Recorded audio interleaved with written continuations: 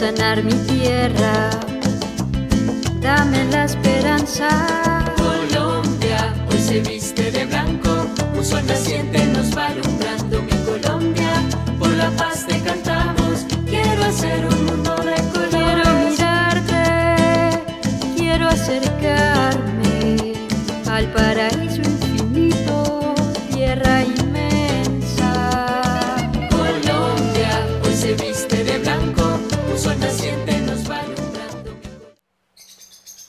En octubre del año 2012, un equipo de prensa rural acompañó el inicio de este proceso de diálogos entre el gobierno y la insurgencia de la FAREP.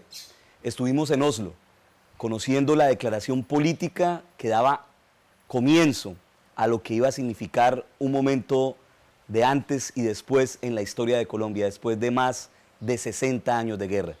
Hoy estamos en La Habana y nos ha concedido una entrevista el referente de esta organización guerrillera con 52 años de historia que ha tomado la decisión de avanzar hacia la paz, hacia un acuerdo definitivo para lograr la superación del conflicto armado en Colombia.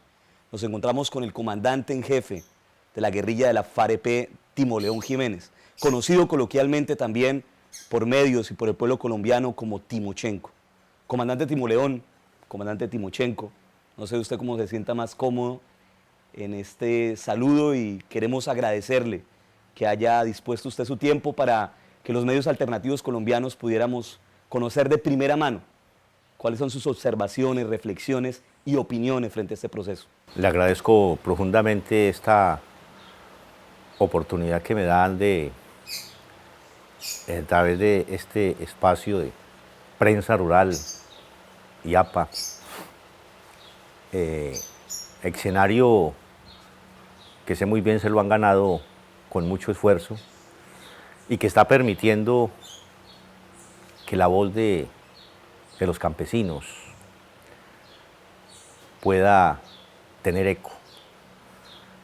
Me parece que una muestra de que vayamos avanzando en este proceso hacia el acuerdo final, hacia la paz, a sentar las bases para construir la paz y la reconciliación en Colombia, es que este tipo de espacios ojalá se multiplicaran, se reprodujeran, para que la voz de ese sector de Colombia muy importante, y el cual ha estado como protagonista en el desarrollo de todo este conflicto, tenga la posibilidad de expresarse, que la sociedad colombiana, el mundo, conozcan los dolores de la gente del campo, que sea un espacio también donde ese sector tan importante, los campesinos, puedan ayudar a la reconciliación, decir sus verdades y plantear sus preocupaciones, y que les permita ser partícipes y protagonistas en este proceso que no es de las FARC, que es del conjunto de la sociedad colombiana, dentro del cual se deben incluir, jugando un papel protagónico, el sector campesino. Comandante Timo León, son 52 años de historia de la FAREP. Tengo entendido que 40 años casi de su militancia en esta organización insurgente. Llevamos 5 años de haber iniciado poco más el proceso de paz entre el gobierno, bueno, 4 años, el gobierno y la FARC. ¿Qué decir de lo que significa el último anuncio, el último acuerdo de cese bilateral definitivo? ¿Es un punto de no retorno? ¿Es la decisión definitiva de avanzar hacia un acuerdo de paz que culmine la guerra en Colombia? 5 años que me parece mentira. Ha sido una dinámica tan intensa en la que hemos estado inmersos todo este tiempo, resolviendo situaciones a veces bastante difíciles y complejas, encontrando a veces callejones que parecían que no tenían salida y tratando siempre de buscar con la otra parte y con el apoyo de la comunidad internacional salidas, y poco a poco se ha venido construyendo. Ya cuando uno para y se rememora, ¿verdad? 5 años es bastante tiempo y es poco tiempo a la vez. ¿Qué significó ese anuncio? La verdad se lo digo con toda sinceridad. Yo comienzo a sentir lo que ese anuncio significaba después de que se hizo. Cuando ya veo las imágenes, cuando uno ve toda la gente que nos rodeó en medio del anuncio, cuando tuvimos la posibilidad de ver esas expresiones de alegría, de felicidad, de lágrimas, de felicidad, de una buena parte del pueblo colombiano, más las felicitaciones que nos han llegado de distintos sectores del mundo, se va uno haciendo mucho más consciente de la responsabilidad tan grande que cae en nosotros. Y la preocupación es estar a la altura de ese reto que tenemos con Colombia, con la organización. Yo me imaginaba a todos nuestros combatientes, nuestros guerrilleros escuchando ese anuncio, y me imaginaba las reflexiones mismas que yo hice ahí cuando estaba sentado, escuchando la lectura del acuerdo, de los acuerdos que se leyeron ahí. Y yo sé que tuvo para todos, tuvo que haber sido muy emotivo, en el todo sentido. Es para nosotros, desde el punto de vista personal, todos estamos pensándolo, me incluyo yo ahí, qué va a ser de nosotros de aquí en adelante. Y estoy seguro que también todos están pensando, estaremos a la altura del reto que tenemos con Colombia, con nuestros ideales, con la gente que quedó a lo largo del camino, con los fundadores de las FARC. Y estoy seguro que todos están haciendo votos porque así irá a ser, y preparándose, estudiando, analizando y dedicando todas sus energías en función de construir lo que todavía falta. Yo creo que decir no retorno, sí, debería ser así, no retorno. Pero hay que estar vigilantes para que este sea el no retorno. Necesitamos mucho más acompañamiento, necesitamos mucho más apoyo, necesitamos que el conjunto de la sociedad colombiana y en este caso de los campesinos y de todos los sectores, la juventud que tiene que jugar un papel protagonista en esta construcción a que le estamos apostando, interioricen lo que aquí en La Habana se está acordando. Porque hay sectores que están tergiversando, que están distorsionando lo que aquí se está afirmando, lo que aquí se ha acordado, que están jugando a matar la esperanza con el miedo. Y nosotros sabemos que jugar con el miedo es sumamente peligroso y puede ser efectivo si no le salimos al paso. Un llamado que yo haría, no dejemos matar la esperanza. Nosotros tuvimos la oportunidad de estar en Bogotá, en la 7ª con Jiménez, en el preciso lugar donde hace 66 años fue asesinado Jorge Eliezer Gaitán, desatando la confrontación en Colombia, y estábamos celebrando la paz en una pantalla gigante viendo el acto protocolario de la firma de ese acuerdo. Y voces de esperanza, alegría, rostros encendidos, lágrimas, pero también esa preocupación de la que usted habla. ¿Qué decir en términos de cuál puede ser el papel de la sociedad colombiana, que más allá de ese miedo que normalmente se bombardea desde medios, desde sectores enemigos de la paz, pero a pesar de ello ha salido a la calle a respaldar este proceso? ¿Cómo interpretan ustedes desde la FARC lo que está ocurriendo allí? En varias ciudades del país se dio este fenómeno. Alcancé a ver unas imágenes y de verdad muy emotivas, muy emocionantes, y lo simbólico del sitio donde asesinaron a Gaitán. Eso de un simbolismo y un significado que yo creo que de pronto no lo hemos cuantificado lo suficiente. Para mí, en lo personal, y yo creo que para todos nosotros, eso se ha convertido en un estímulo y en una señal de que vamos bien, que ese es el camino, que hay que apostarle a la paz, con todos los riesgos que tiene, son muchos. Pero, como les decía yo a los combatientes, la vida nuestra siempre, del instante en que ingresamos a la guerrilla, es de riesgos. En el combate, en la emboscada, en el asalto, cuando el avión está descargando bombas, cuando los helicópteros están coheteando y ametrallando, ahí está siempre el riesgo, el temor a perder la vida. Aquí estamos asumiendo un riesgo más, pero vamos a tener una ventaja, que estamos logrando, y que esa es la prenda de garantía, que logremos cohesionar la gran mayoría de la sociedad colombiana, apoyada, cobijada, arropada por la comunidad internacional, para sacar adelante este sueño. Comandante, es un anhelo la paz, pero también una preocupación de sectores comprometidos en ella y del país en su conjunto, esa historia de traiciones, Guadalupe Salcedo, las amnistías de los años 50 y los posteriores bombardeos de Villarrica. Pasemos más adelante la página de lo que fueron las negociaciones de las guerrillas en los años 90, el asesinato de Carlos Pizarro, el genocidio contra la Unión Patriótica, que es un tema que está en la memoria viva del pueblo colombiano. Son temas no para generar temor y preocupación, sino quizá que invitan a hacer una reflexión sobre cómo los acuerdos específicamente pueden ayudar a garantizar que no vuelva a haber esa situación de violencia contra los hombres y mujeres que deciden andar hacia la paz. En una de las primeras entrevistas que di yo en el marco de este proceso, que me preguntaban de cuáles eran los temores que yo tenía, yo hablaba de eso, de la carga histórica que uno tiene encima, al tener en cuenta todo esto que usted relata, pero también el fracaso que fueron los acuerdos de la Uribe, después el intento que hicimos con César Gaviria, que culminó con el bombardeo a Casa Verde el 9 de abril, 9 de diciembre. El 9 de diciembre, digo, cuando se estaba la constituyente, el fracaso igual, cuando los diálogos del Caguán, que fueron fruto de la terquedad de la clase dirigente colombiana, en función de no abrir los espacios que es necesario abrir para de verdad construir la paz en Colombia.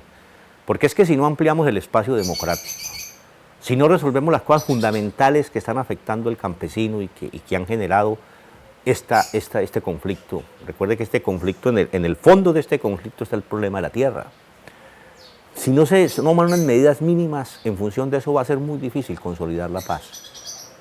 Lo que hemos encontrado en Santos y el sector que él representa, independientemente de las pujas que se van a diario en la mesa, es que, y lo reflejan los acuerdos, es que sí hay voluntad. Que hemos logrado que el poder formal y el poder real en Colombia le estén apostando a abrir esas compuertas. Con muchos temores, lógico. Así como nosotros salimos con muchos temores, yo lo entiendo, los temores que ellos también tienen.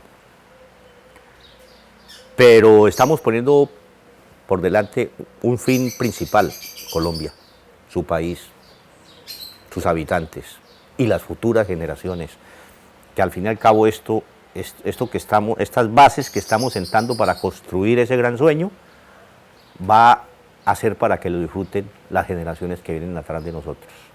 Porque no es cierto tampoco, y esa expectativa no hay que generarla de que el día que logremos el acuerdo final, ya quedamos en paz. No, ahí es donde vienen los retos grandes, ahí es donde vienen los riesgos grandes también.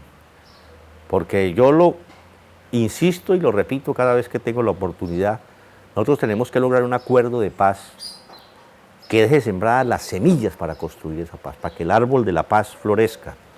No podemos dejar semillas que vayan a reproducir nuevamente el conflicto. Por supuesto, el tema de la tierra está al centro y el paramilitarismo se constituyó en una contrarreforma agraria violenta, sanguinaria, que sigue existiendo en Colombia. Precisamente los campesinos del nordeste y Bajo Cauca antioqueño están en un campamento de refugio humanitario en Puerto López, en la zona cercana a Caucasia, en rechazo a las acciones paramilitares. Hay un acuerdo al respecto de garantías, pero ¿cuál podría ser, en términos de voluntad política, de decisión, la acción del gobierno para resolver esos temas que están hoy viviendo las comunidades agrarias y que amenazan el proceso de paz? Pues hay unos compromisos ya firmados, que hay que desarrollarlos, que hay que implementarlos en función de sentar las bases para que ese fenómeno desaparezca. Pero la principal decisión, y que está planteado en el acuerdo, en lo que se ha firmado, es que tenemos que hacer un compromiso.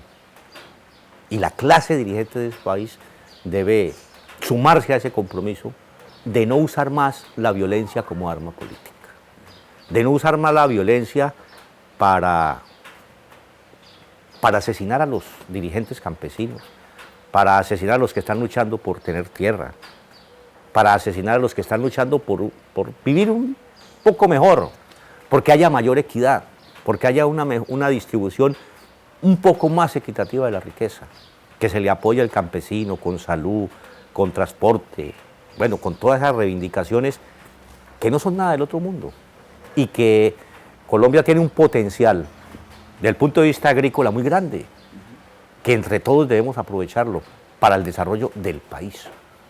Pero en concreto, comandante, ese tema complejo del paramilitarismo que está ahí vivito y coleando en las regiones, ¿cómo puede el acuerdo, digamos, lo que se ha logrado hasta ahora, ubicar en perspectiva que eso va a resolverse, que eso va a culminar en Colombia?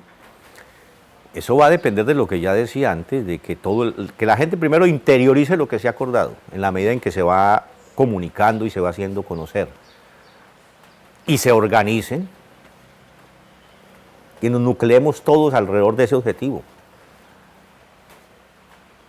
No podemos, vuelvo y repito, dejar que el miedo, porque ese ha sido un arma, ¿no?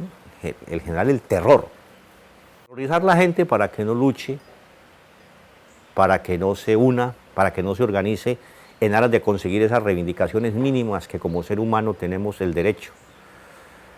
Entonces vamos a, construyendo este escenario, vamos a derrotar primero que todo el miedo. Yo sé, a nosotros nos lo han expresado en distintas regiones, que la gente dice, bueno, ahora ustedes se van y ¿en qué vamos a quedar? No, nosotros no nos vamos. No, pero las armas han sido un instrumento y estamos sentando las bases para que no haya necesidad de usar ese instrumento. Pero la lucha no vamos a abandonar la lucha va a seguir.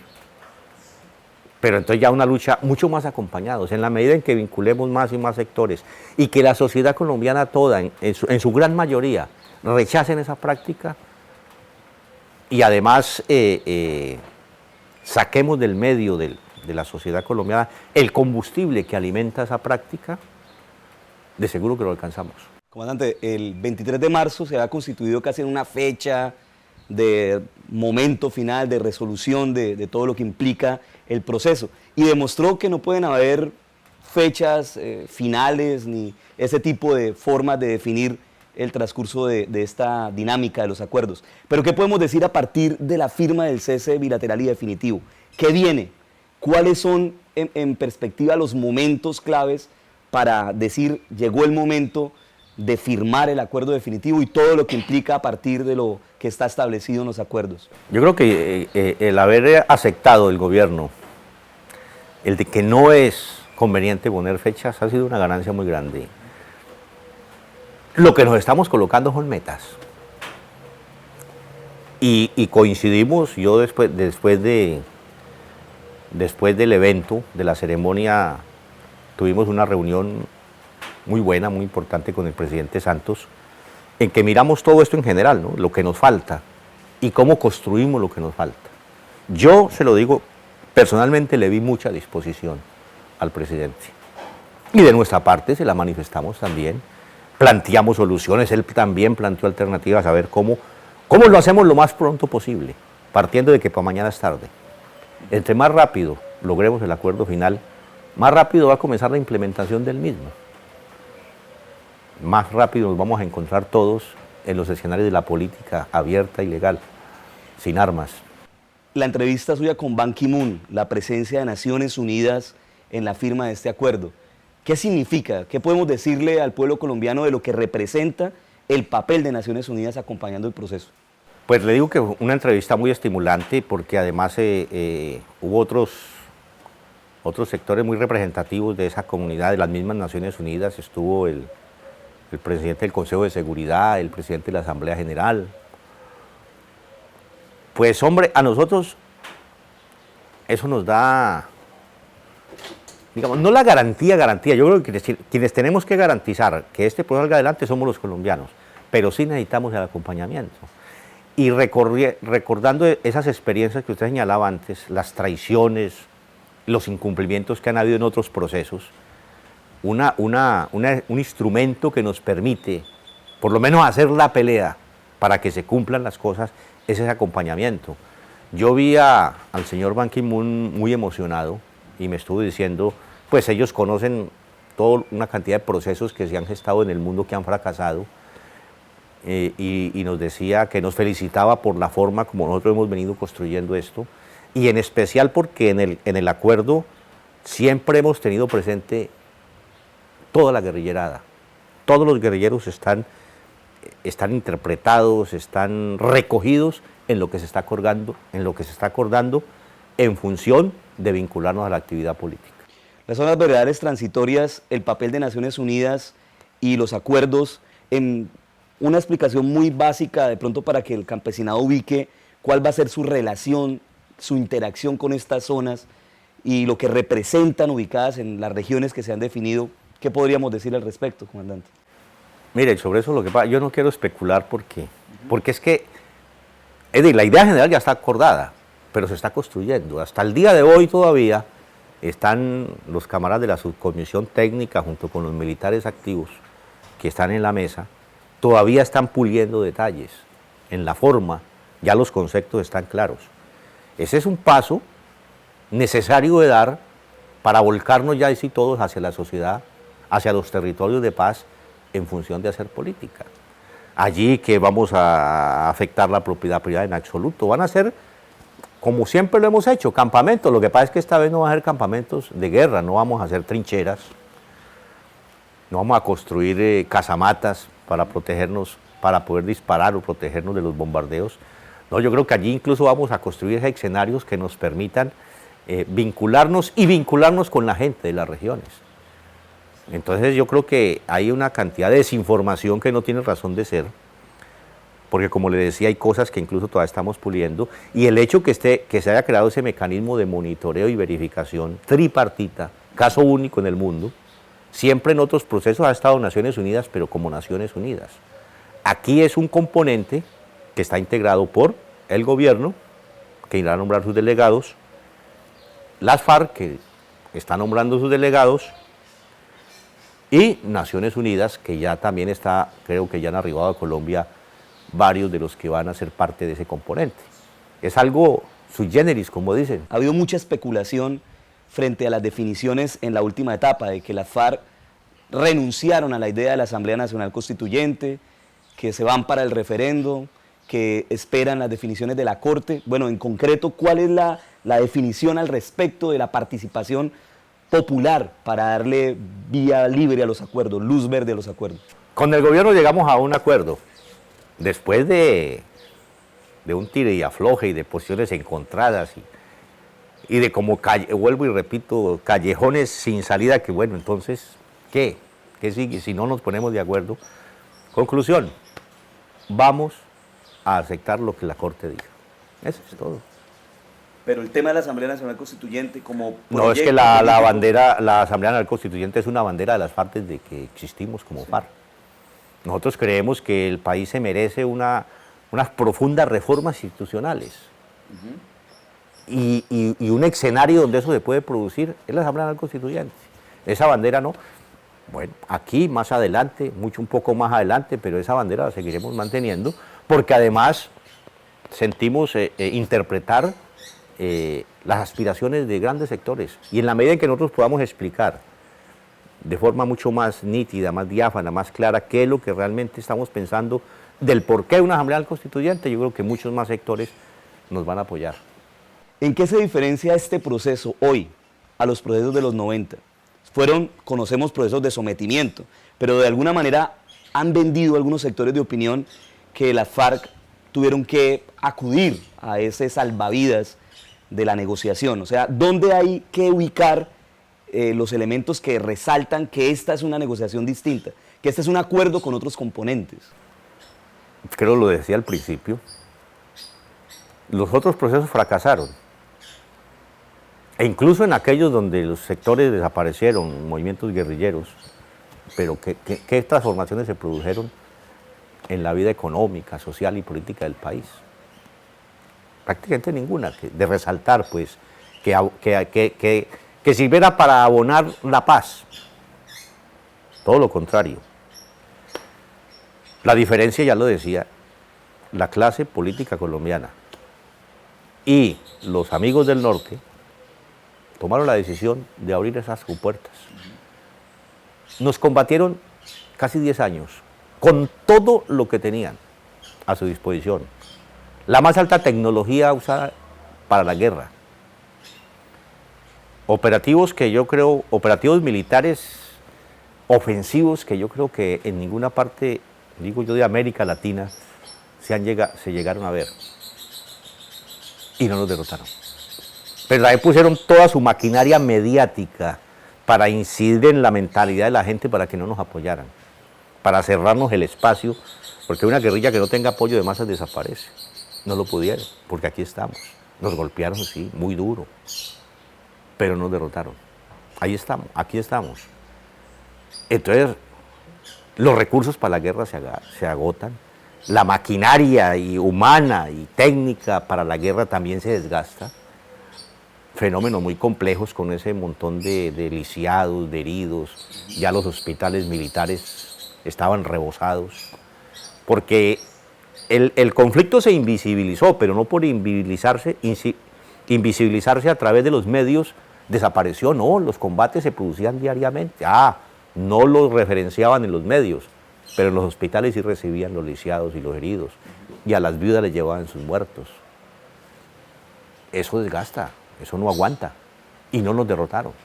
Recuerden que el señor presidente que comenzó esto lo dijo públicamente: en 2 años los voy a acabar. Y fueron casi 10 años hasta que entramos a este proceso con esa ofensiva sin parar, y ahí estamos. Y a la final es un proceso, si hacemos la comparación con otros en el mundo, corto en términos de temporalidad del ejercicio que ustedes desarrollaron. De los más cortos que se están dando en el mundo. Y frente, sí, comandante, y bueno, ¿eso cómo se va a traducir en el escenario ya de la acción política? Que es también una inquietud, o sea, la FARC hasta ahora no han anunciado cuál va a ser la metodología en términos de, efectivamente usted lo ha dicho, lo planteaba, la FARC siempre han hecho política, no va a ser algo nuevo para las FARC, sino va a ser en otro escenario diferente. Pero ¿qué podríamos ubicar en términos de lo que va a ser la FARC? ¿Van a avanzar hacia coaliciones, hacia fortalecer frentes amplios de una gama, digamos, de distintas perspectivas democráticas? ¿Cuál va a ser el elemento de esta guerrilla, la más antigua del continente, del hemisferio occidental, que se reclamó como marxista-leninista, pero además con un componente campesino histórico? ¿Cuál va a ser su planteamiento central? Yo creo que la mayor equivocación que podríamos nosotros cometer desde el punto de vista político es aparecer ante el escenario político colombiano mostrando una fórmula ya acabada. Y eso está en construcción. Nosotros mismos estamos debatiendo, discutiendo. Tenemos que poner, y estamos poniendo toda la guerrillera a discutir ese tema, pero también nos estamos nutriendo de las opiniones de los distintos sectores políticos y sociales de Colombia para entre todos construir esa alternativa. Nosotros no vamos a llegar a... La fórmula salomónica es esta. Creo que nos equivocaríamos. No, vamos entre todos a construir esa fórmula.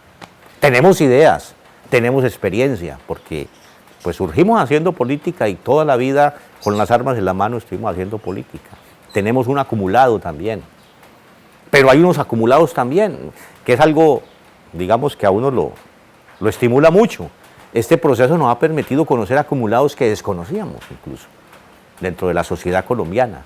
Entonces lo que necesitamos es juntar esos acumulados. En las regiones hay cantidad de expresiones de lucha, de organización, de mucha gente, a veces pequeños, medianos, pero que si lo logramos sumar, entonces es entre todos que tenemos que construir esa fórmula. Comandante, usted recordaba en su declaración el día de la firma del acuerdo del cese bilateral que es preocupante que mientras se avanza en la construcción de este acuerdo, hay toda una ofensiva de leyes, de códigos, como el código de policía, que afecta a los jóvenes de las barriadas populares en las grandes ciudades, el tema del ESMAD, el tema de la normatividad de rigor para las clases populares en impuestos. Bueno, estos temas que no son gestos estrictamente de paz, ¿cómo plantear desde el ejercicio que se está desarrollando en este proceso gestos de paz reales, efectivos, concretos? ¿Qué dice la FARC al respecto? ¿Cuál es su decisión de paz expresada en gestos concretos fuera de este acuerdo, que por supuesto es uno de ellos? Sí, lo que pasa es que hay que pues como diferenciar las cosas, ¿no? Estamos aquí tratando de buscarle salida a un conflicto armado que tiene un componente social. A ese conflicto social hay que buscarle salidas. Todas estas medidas antipopulares que está tomando el gobierno, pues alimentan el conflicto social.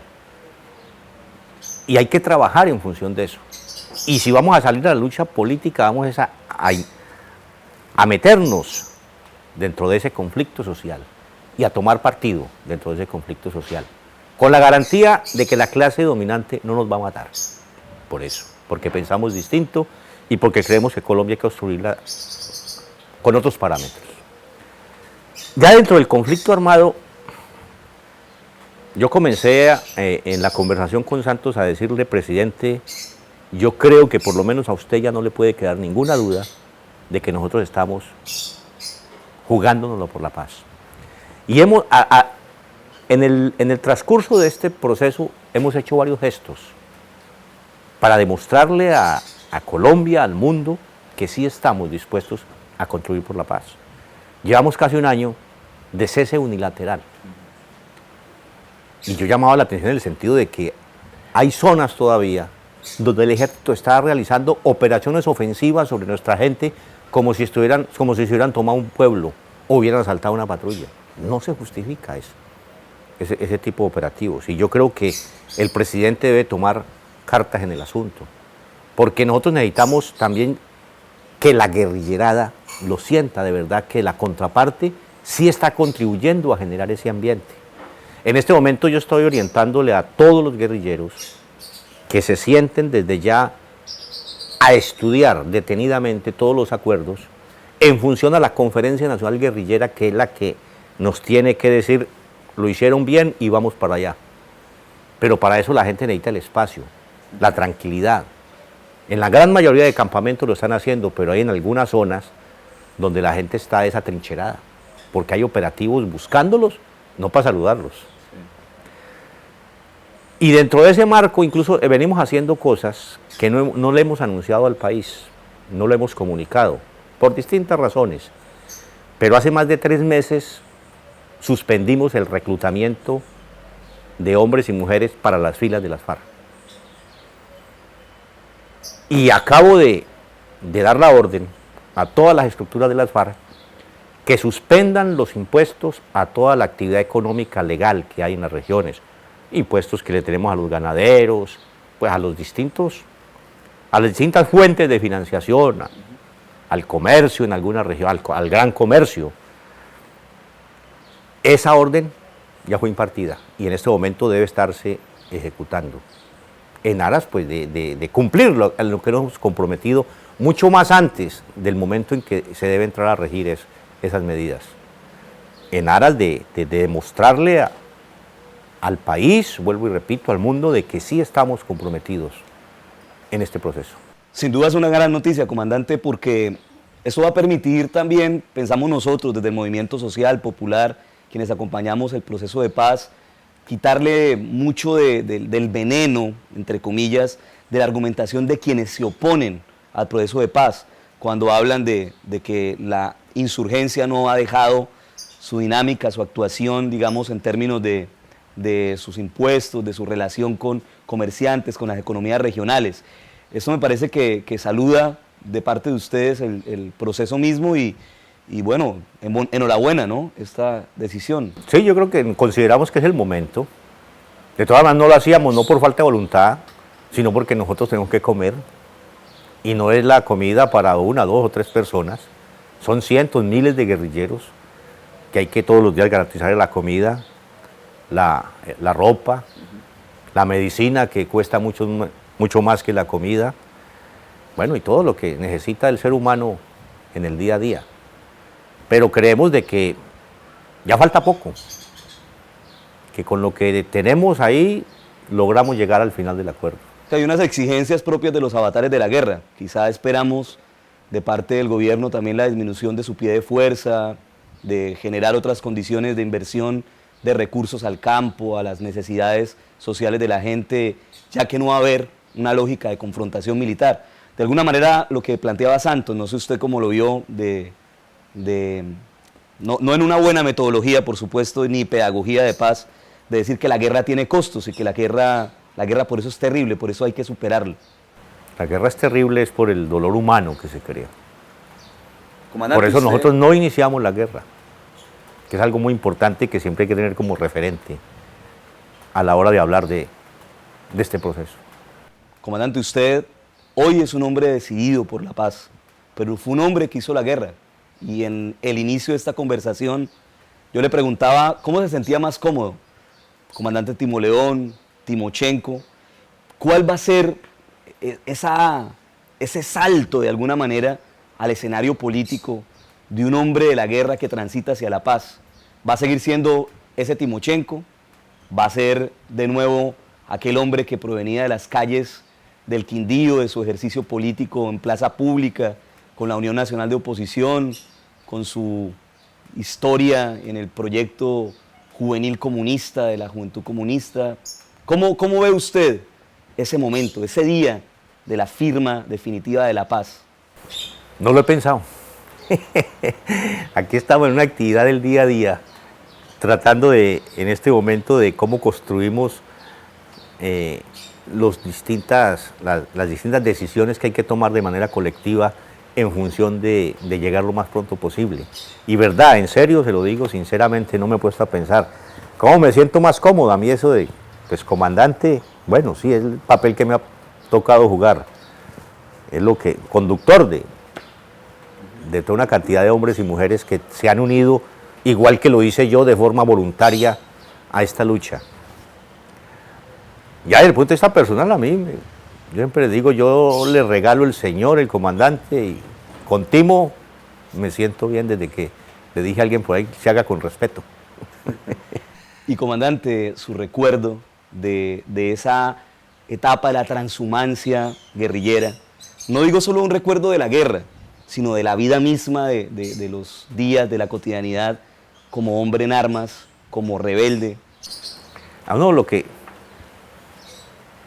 La guerra genera unas relaciones interpersonales muy fuertes, muy sólidas. Una comunidad, un colectivo, donde incluso los conflictos que se generan en cualquier grupo humano se resuelven a partir de los principios organizativos nuestros de una manera, no sé si la palabra sea, ya que estamos hablando, pacífica, de los conflictos entre nosotros que existen en el día a día, porque de pronto no echaron suficiente comida y la comida salió muy poquita y la gente quedó inconforme, porque de pronto alguien dijo una palabra que a X o a Y lo ofendió. Todo eso nosotros lo resolvemos de manera colectiva y con unos principios éticos como revolucionarios, y que eso genera unos lazos afectivos, y más cuando uno, no es en todo momento, ¿no?, pero sí a cada rato, pues está la vida en peligro, y sabe que la vida de uno depende del compañero o compañera que está a la izquierda y el que está a la derecha. Entonces, ese es un colectivo muy hermoso, del cual uno se ha enamorado, y uno piensa de que, bueno, ya no vamos a estar en guerra, pero toda esa experiencia tenemos que mantenerla, incluso lograrla transmitir a la sociedad. ¿Va a extrañar esa vida en comunidad de la montaña? No, yo creo, no, porque la decisión nuestra es mantener la comunidad. Yo no me imagino solo, yo me imagino acompañado con mis camaradas, con mis compañeros, afrontando las tareas que la organización nos designe después de que se firme la paz. ¿Usted pensó en algún momento que iba a ser protagonista de este momento? Jamás, nunca, por mí. Incluso todavía no lo creo.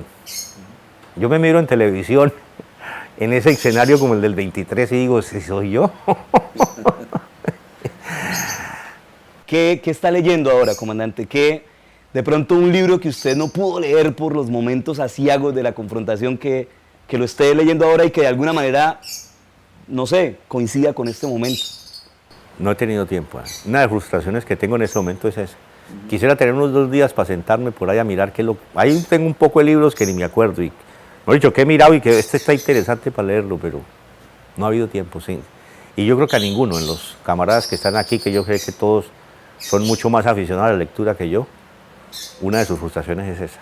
Y todos soñamos con tener siquiera 2 o 3 días para buscar a ver qué de todo lo que ha salido últimamente, o incluso de libros viejos que no haya uno podido leer, tener el tiempo para disfrutarlos. Soñamos, y si en un sueño usted viera a Jacobo Arenas y a Manuel Marulanda, ¿qué les diría hoy, aquí en La Habana, a puertas de un acuerdo para la paz de los colombianos, para solucionar la confrontación militar que ha agobiado a nuestro pueblo durante más de 60 años? Le preguntaría lo que Fidel le preguntó alguna vez a Camilo. ¿Vamos bien? Agradecemos al comandante Timoleón Jiménez por haber aceptado las cámaras, el trabajo periodístico de la Agencia Prensa Rural y de la Agencia de Prensa Alternativa. Propósito, proyecto de la comunicación popular que se viene consolidando, que se viene construyendo a partir de la trayectoria de muchos procesos. Queremos expresar nuestro compromiso con lo que significa el proceso de paz para el pueblo colombiano. Hemos estado junto con las comunidades campesinas en resistencia y hoy conociendo los protagonistas de este proceso, arquitectos de un momento histórico para el pueblo colombiano. Comandante Timoleón Jiménez, muchísimas gracias y no sé, tiene las cámaras para saludar usted al movimiento popular. No, lo único que les digo a ustedes y a todos, no desfallezcan, que yo creo que vamos por el camino acertado.